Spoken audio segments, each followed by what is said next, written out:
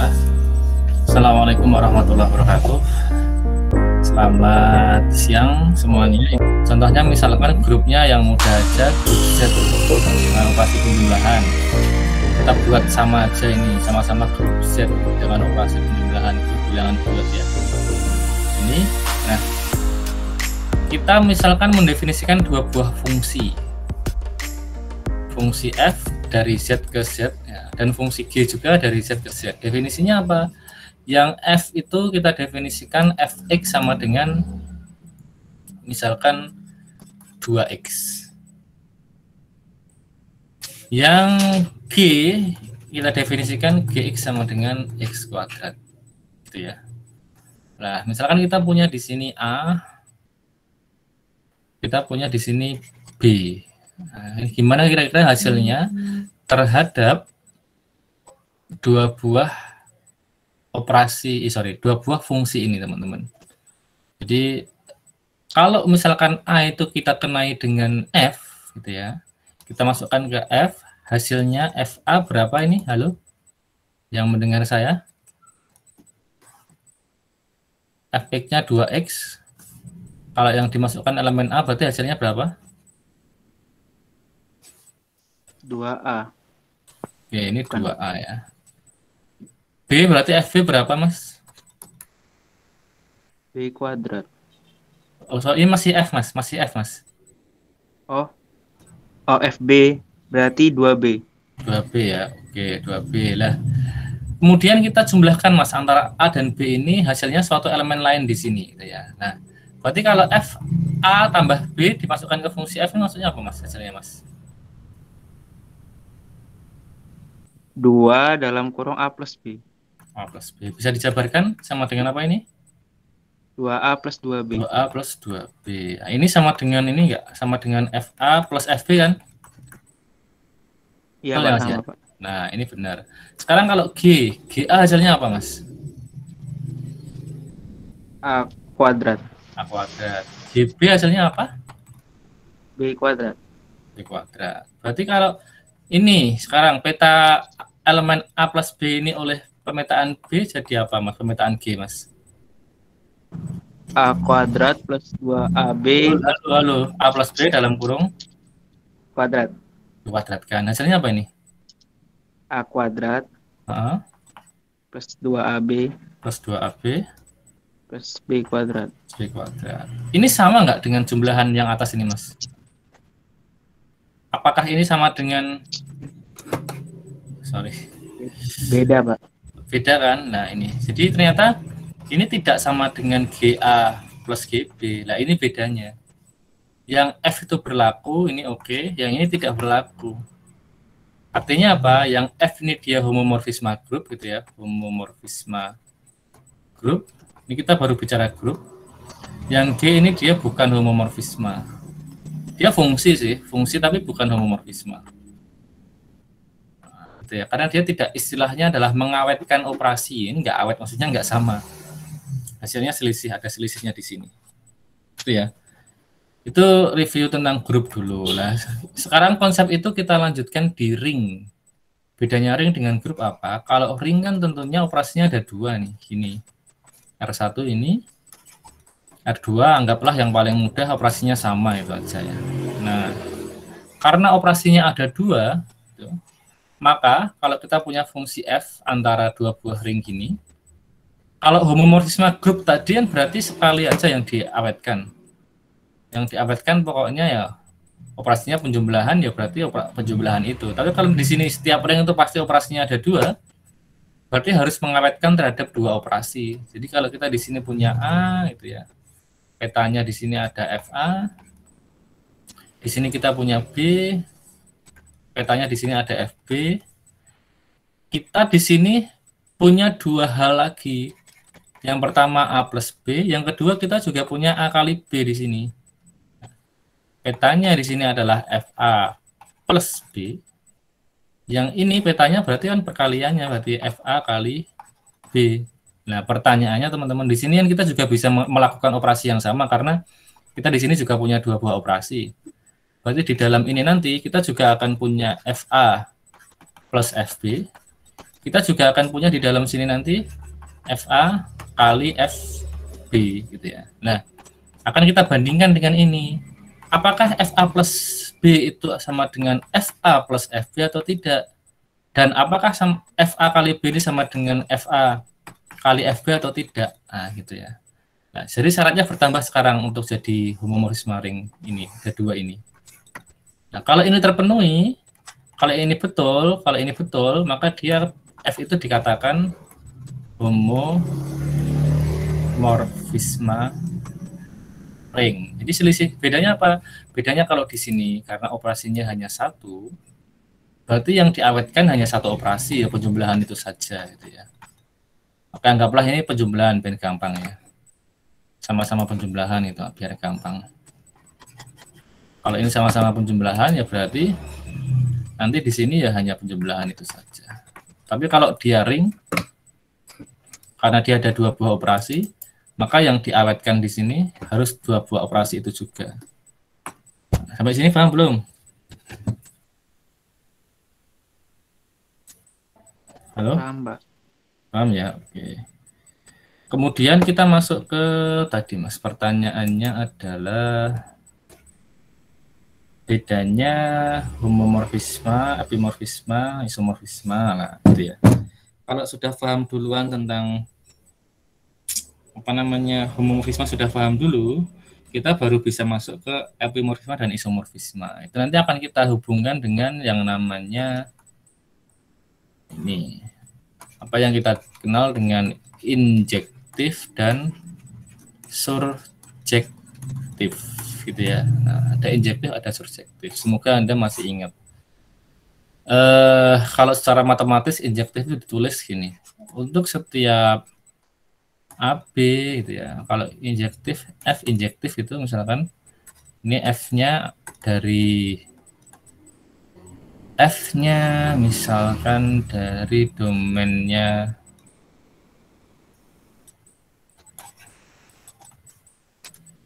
langsung aja domainnya R1 ke R2 gitu ya, itu fungsi F-nya dari. Berarti untuk setiap AB elemen R1 itu nanti jika FA itu sama dengan FB, maka harus berakibat A-nya sama dengan B. Ini maknanya dia tidak boleh dua elemen punya peta yang sama. Gitu ya. Tidak boleh punya peta yang sama. Kalau digambar, biasanya Anda akan lebih paham dengan gambaran. Ya, nggak boleh ada dua elemen di sini, A dan B itu kok hasilnya sama di sini. Ini nggak boleh. Yang berarti ini FA sama dengan FB. Nah, ini bukan injektif. Supaya injektif gimana? Ini harus sama nih. A sama dengan B. Jadi kalau A sama dengan B kan berarti dia ya satu elemen saja sebenarnya. Itu ya. Ini injektif. Kalau surjektif itu kalau F-nya dari R1 ke R2 berarti untuk setiap C di dalam R2 di dalam kodomennya harus terdapat peta gitu ya. Kita anggap A gitu. Harus punya prapeta A di dalam R1 demikian hingga FA itu dipetakan ke C. Jadi kalau surjektif kita fokusnya pada hasil di sini dulu. Setiap elemen pada kodomen harus punya prapeta, harus punya kawan semua. Nggak boleh ada yang menyendiri, ini nggak boleh. Jadi ini nggak boleh ada yang nggak punya prapeta, itu surjektif. Nah, konsep injektif dan surjektif ini digabung dengan konsep homomorfisme. Jadi dia harus homomorfisme dulu. Jadi F harus homomorfisme dulu, jadi harus memenuhi syarat yang tadi itu. Terus ini ditambah sifat. Jadi kalau ini ditambah injektif, ditambah sifat injektif yang dijelaskan di awal ini, dia menjadi monomorfisme. Jadi monomorfisme adalah homomorfisme yang injektif. Kalau dia ditambah dengan sifat surjektif gitu ya, surjektif, dia menjadi epimorfisme. Epimorfisme. Jadi ini Itu bedanya homomorfisme biasa dengan monomorfisme dengan epimorfisme adalah ada tambahan sifatnya. Kalau berlaku kedua-duanya, jadi ya dia tambah injektif dan tambah surjektif, dua-duanya ini berlaku, dia disebut sebagai isomorfisme. Itu ya, isomorfisme. Terus tadi kalau isomorfisme itu masih mungkin di antara dua himpunan yang berbeda. Jadi misalkan F dari misalkan ring 1 ke ring 2. Nah, ini R1 dan R2 tidak harus sama kalau isomorfisme. Nah, dia akan jadi yang disebut sebagai automorfisme jika apa? Jika domainnya sama dengan kodomain. Jadi secara umum isomorfisme itu untuk dua buah ring yang berbeda. Tapi kalau automorfisme itu dia isomorfisme yang domain dan kodomainnya sama. Jadi podoe kita bicara dia di dalam himpunan itu sendiri gitu. Jadi tapi tetap bisa digambar dua. Ini ada ring gitu ya. Ini ring R, ini ring R gitu ya. Ini ada F. Nah, itu automorfisme. Ini kenapa Pak tetap digambar dua, Pak? Ya untuk memudahkan lihatnya aja sih. Harusnya sih satu aja harusnya. Harusnya gini, dia ke dirinya sendiri gitu kan. Tapi nggak enak gambarnya. Nanti A di sini, FA di sini ya. Itu harusnya. Karena dia sebenarnya hanya satu himpunan, tapi biar mudah ya kita anggap di dua himpunan. A dibawa ke FA. Tapi sebenarnya R ini dan R ini tuh sama. Ini satu himpunan sebenarnya.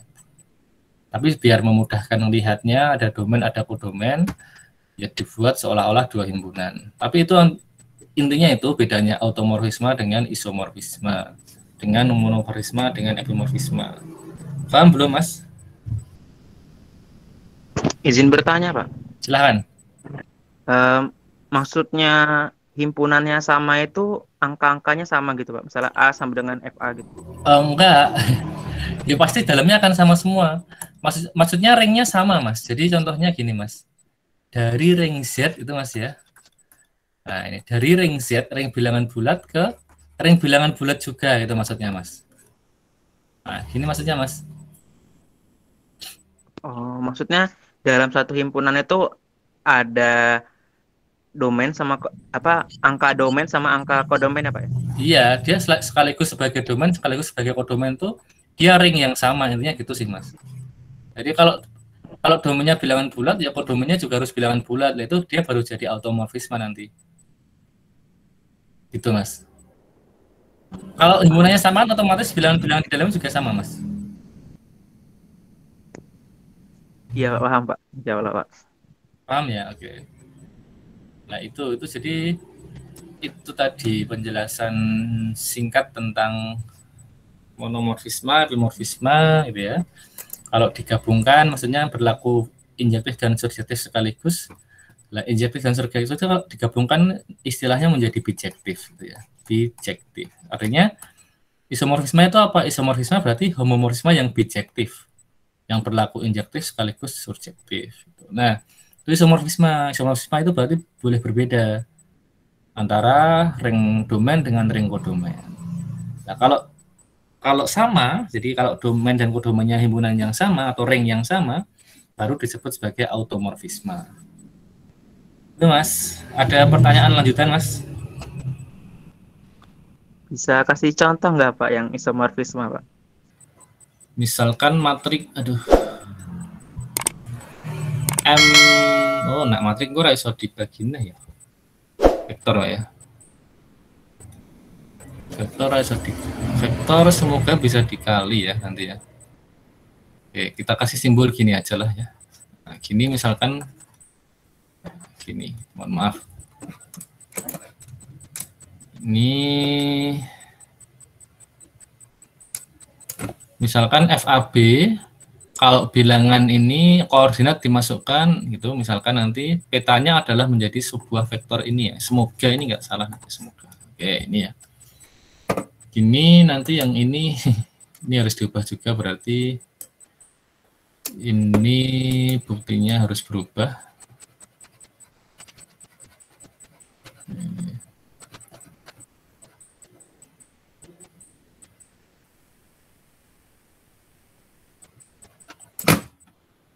buktinya karena ini definisinya berubah, berarti ini menjadi tadi ya.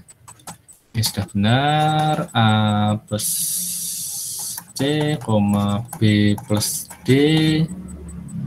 Ini masukkan ke definisi tadi, berarti menjadi A plus C, B plus D gini. Nah, ini bisa di split karena ini vektor. Dia sama dengan A, B ditambah C, D. Ini ya. Berarti dia sama dengan FAB tambah FCD. Oke, semoga ini bisa. Ringnya harus hati-hati bikin soal ya. Oke. Kemudian yang ini nanti berarti hasil perkaliannya adalah AC gitu ya, AC, BD gitu. Dimasukkan ke definisi pemetaannya menjadi AC BD gitu. Nah, ini sama dengan ini semisal ini adalah definisi perkalian di vektornya gitu ya. Anggaplah ini adalah definisi perkalian di vektor. Jadi definisinya kita definisikan perkaliannya seperti ini. ABCD gitu ya. Oke, nah ini nanti berarti ini sama dengan FAB dikali FCD gitu ya. Mohon maaf, ini karena soalnya harus instan, segera muncul contoh soalnya, jadi kita buat. Nah ini ya, mungkin agak sedikit dipaksakan. Maksudnya dipaksakan itu mungkin nanti di awalnya didefinisikan sendiri bahwa di ring vektor ini gitu ya, operasi penjumlahannya adalah kalau kita punya A1 B1 ditambah A2 B2, ini sudah jelas kalau ini. Definisi penjumlahan vektornya ya A1 plus A2, B1 plus B2. Terus misalkan di ring itu didefinisikan perkaliannya A1 B1 kalau dikali dengan A2 B2 gitu ya. Ini didefinisikan A1 kali A2, B1 kali B2. Pokoknya ini sejak awal harus sudah diketahui bahwa definisinya perkalian seperti ini gitu ya. Nah, oke, jadi nanti di sini sudah terbukti bahwa tadi yang pertama A plus FAB gitu ya, tambah CD sama dengan FAB tambah FCD. Yang kedua, FAB kali CD hasilnya sama dengan FAB kali FCD. Nah, dari ini katakanlah langkah pertama, ini langkah kedua gitu ya. Ini dari 1 dan 2, sorry. Dari 1 dan 2 terbukti dia homomorfisme ring. Homomorfisme ring. Nah, terus langkah berikutnya yang ketiga berarti akan dibuktikan F-nya injektif. Ya. Berarti kalau injektif tadi definisinya gimana sih injektif gitu ya. Kita lihat di sini definisinya injektif itu kalau petanya sama di domain juga harus sama gitu. Berarti ambil dua elemen di sini. Nah, berarti kita ambil sama kayak tadi A, B dan C, D di dalam R2. Misalkan petanya keduanya sama. Jadi dimisalkan FAB sama dengan FCD. Ya, dimisalkan ini. Nah, kalau diketahui FAB sama dengan FCD, apakah nanti akan berefek AB sama dengan CD atau tidak? Nah, itu perlu diselidiki. Penyelidikannya berarti ini sesuai definisinya apa? FAB itu definisinya adalah AB ini, FCD definisinya adalah CD seperti ini. Nah, dua buah vektor ini gitu ya, dia dianggap sama jika apa? Ya pasti ini jika akibatnya apa? Akibatnya kan A sama dengan C dan B sama dengan D nih. Nah, gitu ya. Berarti dengan demikian AB sama dengan C, D. Kenapa? Ya kalau A sama dengan C dan B sama dengan D, berarti AB sama dengan CD. Ini berarti terbukti injektif nih. Terbukti injektif dulu. Yang terakhir, yang langkah keempat berarti akan dibuktikan F-nya surjektif. Surjektif itu definisinya ini. Nah, ini ya. Jadi setiap elemen pada kodomen harus punya kawan di domain. Berarti ambilnya di kodomen dulu gitu ya. Berarti kita mengambil elemennya di kodomen. Berarti di sini ambil sembarang elemen di kodomen. Kodomennya adalah vektor. Jadi misalkan kita ambil A, B elemen vektor tadi ya, V2 tadi. Nah, ini ya. Ini dapat ditemukan gitu ya, atau selalu dapat ditemukan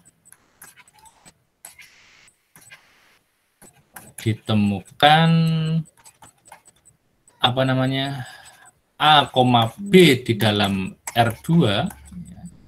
Sedemikian sehingga SDH F A, B itu dipetakan dibawa oleh fungsi F ke A, B gitu ya. Artinya kita mau milih apapun di V2 pasti kita bisa menemukan di R2. Kita milih 1, 2 ini. 1, 2 ya nanti berarti prapetanya adalah 1,2.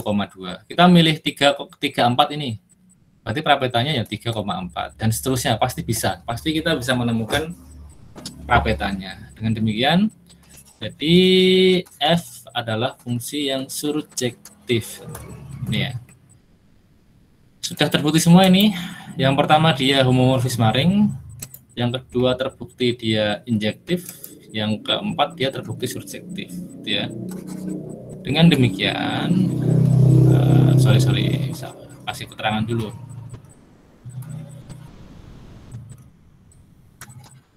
Dari bukti 1 sampai dengan 4, gitu ya, maka F merupakan isomorfisme ring. Ini ya. Ini contohnya Mas apa tadi, Mas Dia tadi. Atau yang lain, maaf tadi yang tanya terakhir siapa saya nggak tahu. Sudah paham belum, Mas? Insya Allah paham, Pak. Jadi itu contohnya ya, Mas ya. Jadi kalau mau contoh memang nggak agak hati-hati sih. Lebih sangat mudah membuat contoh isomorfisme grup karena satu operasi ya. Ada operasi tadi, kadang-kadang perlu mikir agak hati-hati gitu ya di sini. Biar pas gitu nanti domain sama kodomennya apa. Itu. Sudah cukup, Mas, atau ada pertanyaan lanjutan lagi? Silahkan kalau ada. Dan ini hanya isomorfis, Mas ya. Isomorfisme berarti kita bisa mengatakan bahwa setelah ini karena F itu isomorfisme antara ini ya. Karena F itu isomorfisme antara ini apa tadi R2 dan V2 gitu ya, maka kita bisa mengatakan R2 itu isomorfis dengan V2. Nah, isomorfis itu berarti serupa itu mirip, punya sifat yang mirip. Artinya setiap elemen di V2 terkait langsung dengan elemen di R2. Ya. Satu objek di sini terkait langsung dengan sebuah objek di sini. Nanti berarti netralnya di sini, elemen identitas di sini itu juga akan terkait dengan elemen identitas di sini. Pokoknya semua saling terkait dan pas tepat satu-satu. Nah, itu isomorfis. Meskipun secara fisik dia nggak sama. Ini bentuknya seperti koordinat kan. Jadi apa namanya, bentuknya seperti tadi itu. Titik koordinat A, B, yang satu bentuknya kayak vektor A, B gitu ya, vektor berdimensi 2. Nah, ternyata mereka isomorfis, serupa tapi tak sama. Tapi kita nggak bisa mengatakan ini automorfisme. Kenapa? Ini jelas berbeda kok, fisiknya berbeda. Kalau fisiknya sama kita bisa mengatakan automorfisme gitu. Udah paham belum?